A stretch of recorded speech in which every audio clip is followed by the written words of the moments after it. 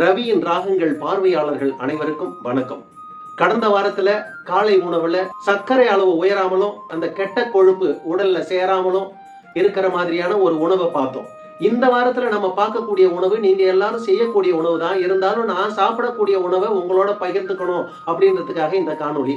இது வேற ஒண்ணும் இல்ல, பருப்பு அடை தோசை.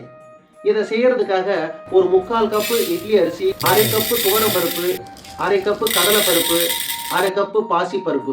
பாசி பருப்பு முதல் நாளே ஊற வச்சிடணும். மற்ற பொருள்கள் எல்லாம் ஒரு 2 மணி நேரம் முன்னாடி ஊற வச்சா போதும்.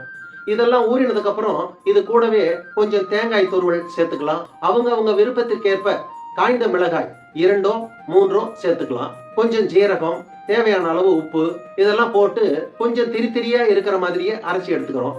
அதுக்கப்புறம் தோசை பதம் அளவுக்கு தண்ணி கலந்து தாளிப்பு போட்டு தோசை ஊத்தி எடுத்து ஒரு 50 வயதுக்கு மேற்பட்டவங்களா இருந்தா ஒரு 2 தோசையே போதுமானது. கொஞ்சம் இளைஞர்களா இருந்தா 3 தோசை கூட சாப்பிடலாம். இதுல தேவையற்ற கொழுப்புகள் உடல்ல ஏறாது, சர்க்கரை அளவு 1% கூட உயராது.